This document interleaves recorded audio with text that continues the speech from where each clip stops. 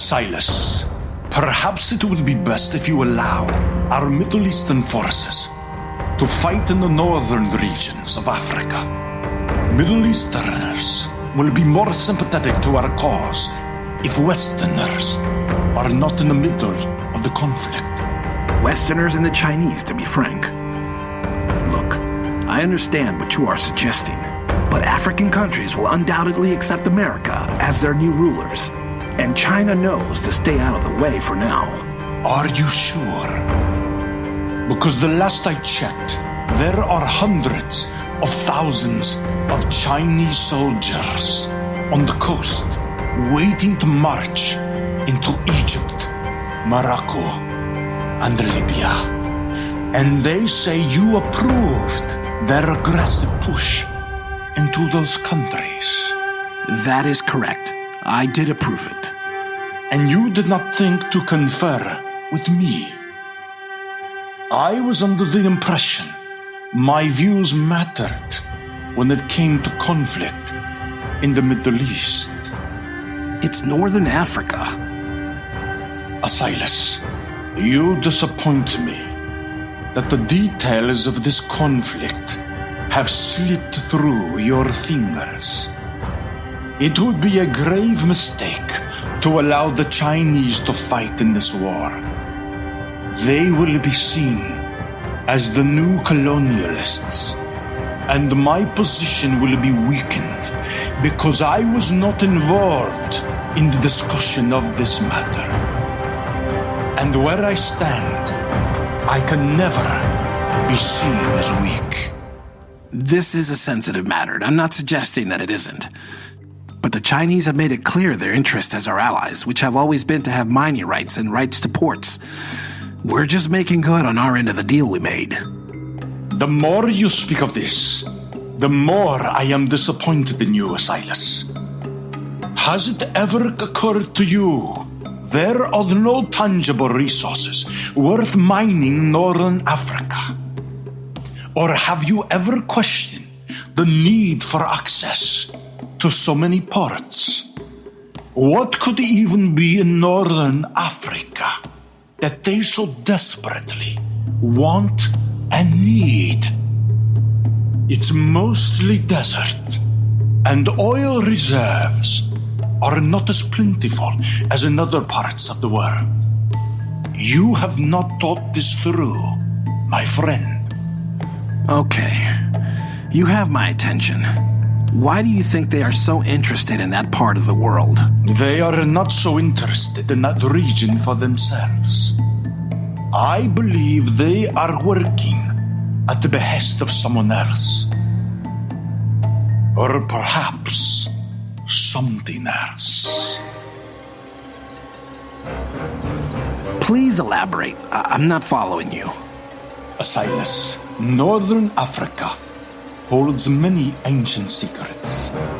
Secrets that have been under the watchful guard of a very obscure and ancient order. This ancient order is under 24-hour protection. And if and when the Chinese move in, they will assuredly exploit the secrets kept buried and well hidden for thousands of years. Ancient secrets, you say? Yes, Asilas. Do not allow the Chinese access to these regions. They will, no doubt, turn over those ancient secrets into the hands of our enemies. And this is a warning you should not ignore. You do remember the stories in the Holy Bible about the Ark of the Covenant. Well, I would not be surprised if this is one of those ancient secrets the Chinese wish to uncover.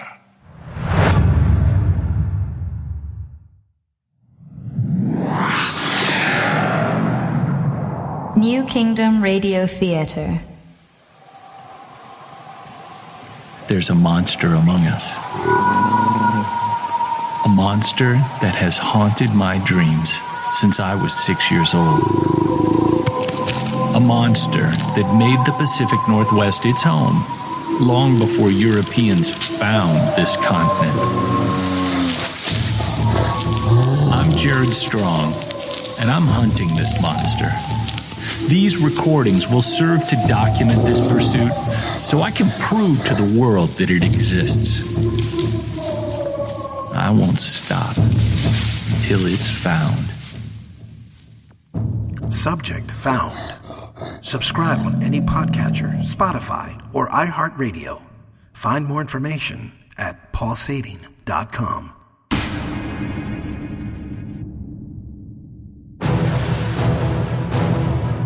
King Hussein and the Middle Eastern Alliance moved on Egypt, Morocco, Libya, Algeria, and Somalia in what became known as the Desert Demolition.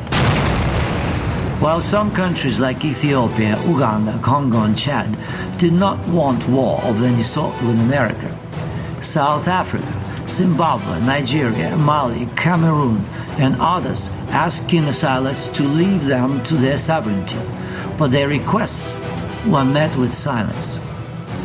To ascertain the situation and attempt diplomacy to circumvent a full-scale military advancement into the interior of the continent, Asilas sent Lord Hannah Samuel to the region on the coast of Libya to meet and coordinate with the Middle Eastern Alliance. However, before Lord Samuel's military helicopter could land at one of King Hussein's army strongholds, the helicopter was shot down, killing all on board.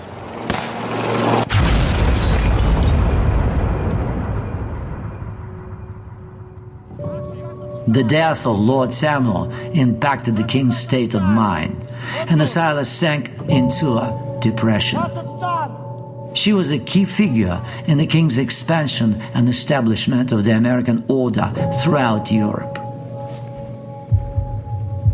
While King Hussein and forces under his command battled resistance in northern Africa, the Chinese were particularly sour about being told to stand down. President Wei expressed his discontent in a fiery meeting with Asilas.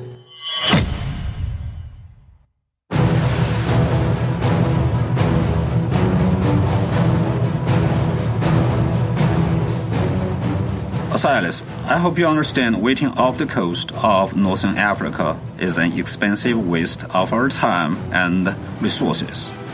I was under the impression by now we would have been allowed to assist King Hussein in the war with Egypt and Libya.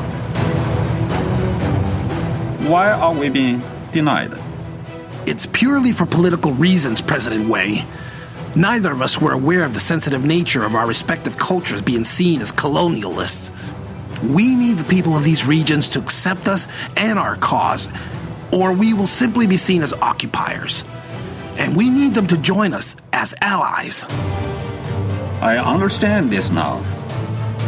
But if they do not see us fighting alongside Hussein in this war, then he will be seen as having authority over us.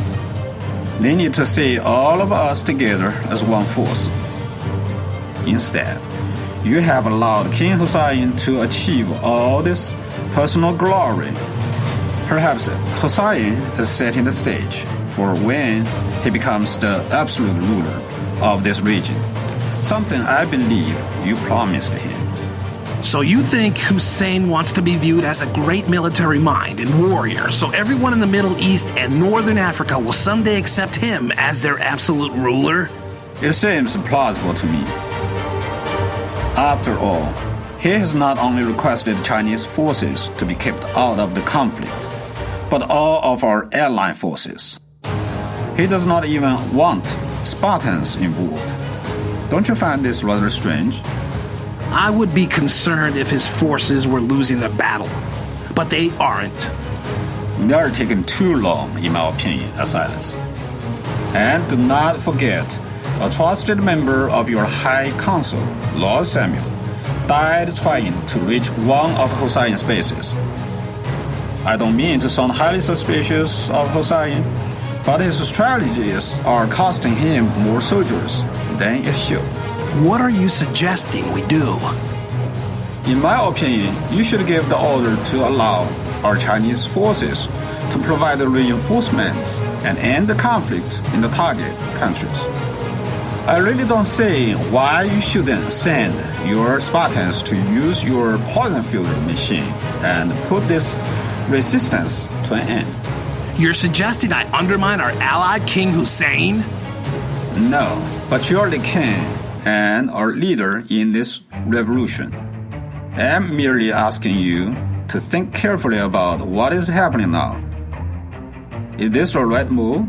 Is this even your move or somebody else? I know you well enough now, Asilas. I know you think every move very carefully, and you are seldom wrong. But I question whether this move was yours, and I also question if this is truly the right move.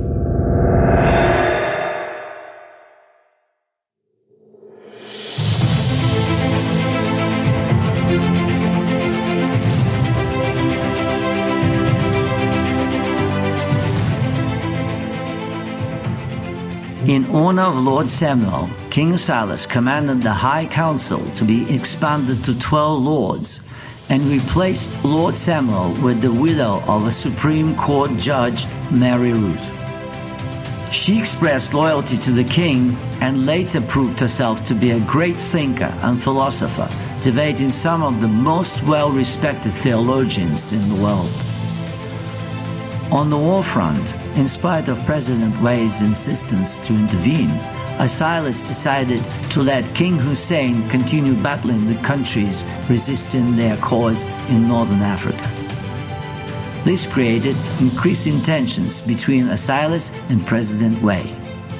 Amid all the stresses of the war efforts, Prince Jacob and Monica Banks were said to be married at the Grand Castle. Queen Rebecca herself was in charge of all the planning for America's first royal wedding. It was a bittersweet celebration, but since the new Kingdom of America was occupying all of Europe and Great Britain, the American royal wedding created a much-needed festive distraction. People from all over the world came to witness the exchange of wedding vows between Prince Jacob and the little-known Monica Banks.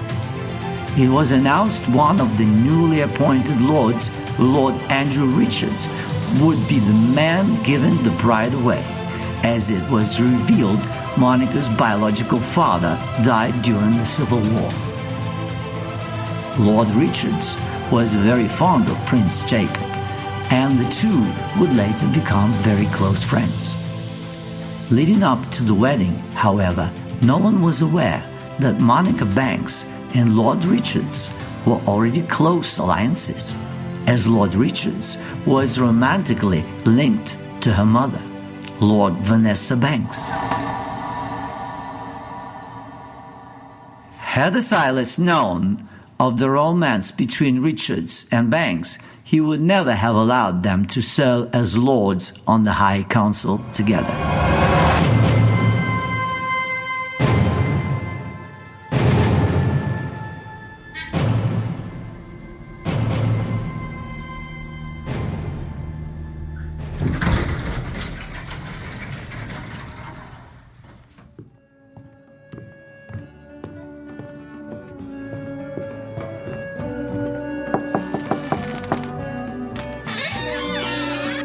Monica, I am so happy for you, baby. Andrew, you're here. Can you believe what is happening? I can, actually. You have grown up to be such a beautiful woman. Prince Jacob is absolutely the luckiest man on the planet. Stop it. Have you spoken to my mother today? I speak with her every day. There's no need to whisper.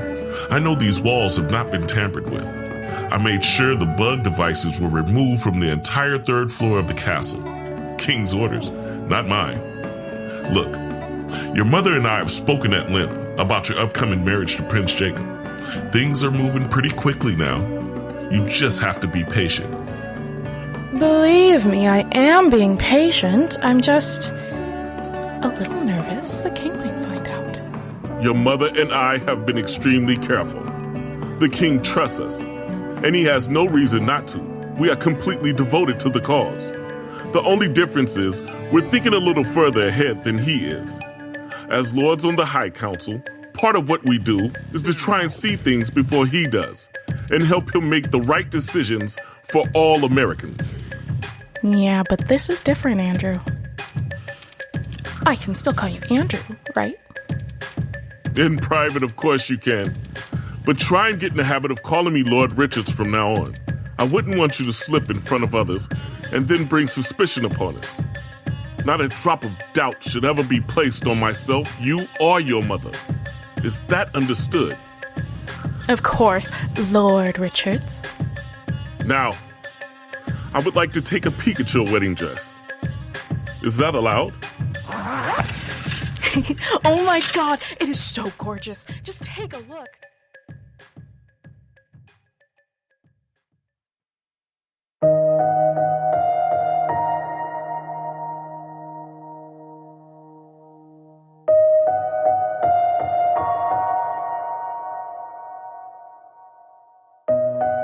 Your Majesty, your visits have been very infrequent. I know there has to be much weighing on your mind given the state of the war efforts, Lord Samuel's death, and the Prince Jacob's upcoming wedding. Do you wish to talk about what you are feeling? Sure, Doctor. A part of me is feeling a little lost. I'm deeply saddened by Lord Samuel's death. She was such a good woman. But also my little boy, Jacob. He used to be such a sweet little boy. I just well up when I recall how he would run and play and jump on me when I laid on the couch. And now, he will soon be married to Monica Banks. And I feel like I'm losing my little boy. Well, sir, John Paul once said, "The more sand that has escaped from the hourglass of our life, the clearer we should see through it." Perhaps you are simply seeing your life through a clearer lens, and change is always hard. Look, have you spoken to Jacob lately about your feelings? You should open up to him more. Tell him you love him and want to spend more time with him and that sort of thing. I spend time with him, but lately he has been so involved in military planning and wanting to contribute to our war strategies, and he's even involved with the Spartans. He isn't that cute little boy anymore. That little fella's long gone. You know, I can't really talk about this with him. He would see it as me being weak. So instead, I just put it all in that grieving basket I have for poor Hannah Samuel. This way I don't look weak, and it doesn't put him in a position where he feels obligated to be close to me. I disagree, sir. Children can be very close to their parents their entire lives. Look, for what it's worth, with my father, we talked all the time. We had some very deep discussions about the mind, about human nature, all the things I loved learning about. He was my mentor, my teacher, and my best friend. And when he was very frail and close to dying, he cried. I asked him why he was crying, and he said because he never wanted me to see him so weak and frail. I just held him in my arms as he lay in his hospital bed and cried with him, because I knew in my heart my father was never a weak man, and when I cried with him, I think it gave him that confirmation. And 3 nights later, he was gone. My only regret is not having that moment with him sooner. It should never have taken him being on his deathbed for both of us to know where we stood as men, as father and son, and as human beings on this earth. Your Majesty, forgive me for being so forward, but have that moment with your son. Don't wait until you are on your deathbed. I honestly believe your bond will become stronger. I am truly moved by your story, Dr. Ezekiel. I'm at a loss for words, frankly. Sir, sometimes when you and I talk, I feel it is you that is my therapist. You are too modest. I want you to know I owe you so much because our talks are what centers me much of the time. Of course, I talk at length with my wife, but it is different between spouses. It just is. I can't explain it, and I am sure if you know what I mean. As a therapist, I speak to many people and know some very intimate details about what goes on in a marriage. I myself have chosen never to marry, but that's because I believe a piece of paper does not bind a person to devotion. That only happens in the heart. And I have been fortunate to have loved someone through the years, and I feel I have missed nothing. Perhaps in one of our future talks you will tell me more about this person. I think I'm going to nap now, Doctor. I haven't slept much. I understand, sir. Sleep all you want.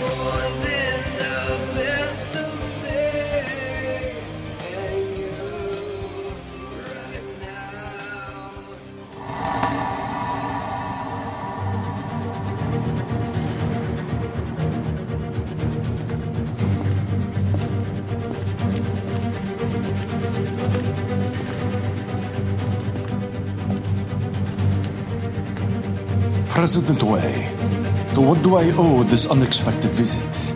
Oh, I think you know why I'm here. It is time you stop playing games with China. I don't understand what you mean. I'm going to spell it out for you. Tell King Asilas to allow China access to Egypt and Libya. I will not ask nicely again. Or what, President Wei? Will you turn against your Middle Eastern allies? Perhaps this is what you planned all along. Even though you signed an agreement with us. Tell me, is it just a piece of paper to you? Our agreement? You're trying my patience, King Hussein. And if you will not advise Asilas to allow China access, then I will have no choice but to back away from our alliance. Your word is your honor, not a piece of paper. Tell me, why are you so desperate to access Egypt and Libya? They don't have any rich natural resources for you to strip the land bare of. What could you possibly want from there? Your silence speaks volumes. Perhaps you don't even know yourself, because someone else is telling you to make this demand of us. A man such as you need not concern yourself with the necessity of a nation of China. You should concern yourself with what is in the best interest of your region and what will benefit you. Do you truly think Asilas will not have the final say in what you do once you deliver the Middle East to him and America? If you think you will not be under his control, then you're a fool. I am still waiting for an answer to my question, Wei.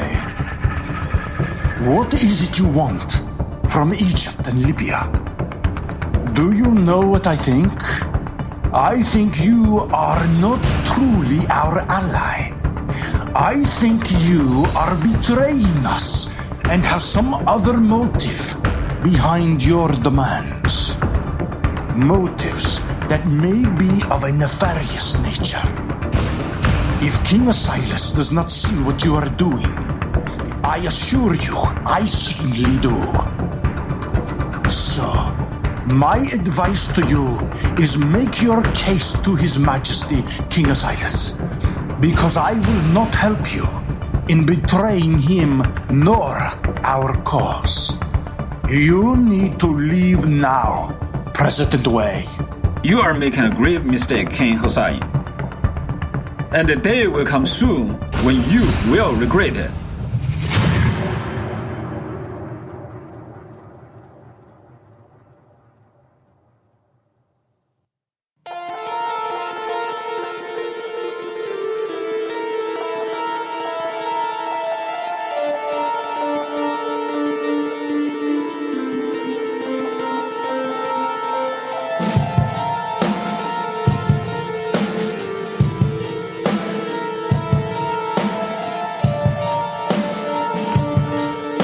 Listening to The Rise of King Asilas, Episode 22, Sands of the Hourglass, starring J.V. Torres as King Asilas, Mark Rios as King Hussein, Alexander Yang as President Wei, Jeff Ellis as Dr. Ezekiel, Layla Bonet as Monica Banks, Victor Mapp as Lord Andrew Richards, and narrated by Sergei Berezhnikov. This episode features the song Take Away This Pain by Chris Ray. Other music contributions by Stephen Fisher, Kevin McLeod at Incompetech.com, Sergei Cheremisinov, Freesound.org, and Audio Jungle. For more information about the cast, the music, or this production, please visit us at www.theriseofkingasilas.com. And now, a word from our podcast friends. The Mona Lisa, the Hope Diamond, the sarcophagus of King Tutankhamun. Humanity has accumulated hundreds upon hundreds of priceless artifacts and treasures, each one the physical embodiment of a certain time and place. But for all of humankind's greatest achievements, we also kind of suck. For every priceless painting on display in the Louvre, there is another masterpiece stolen and bartered off in an underground auction, or even collecting dust in your grandmother's attic. Each week, Relic, the Lost Treasure podcast, explores the strange, but mostly true tales behind history's greatest lost treasures. If you like unsolved mysteries and true crime, with maybe a little less murder, but certainly a few weird deaths, then you should come along on the journey. Join me, Maxwell, as I dig beneath the couch cushions of history. You can find Relic on iTunes, or stream us at relic.blueberry.net. That's Blueberry without the E's. Adventure awaits. This has been a production of the New Kingdom Radio Theater in Baltimore, Maryland. Copyright 2019. And stay tuned for episode 23.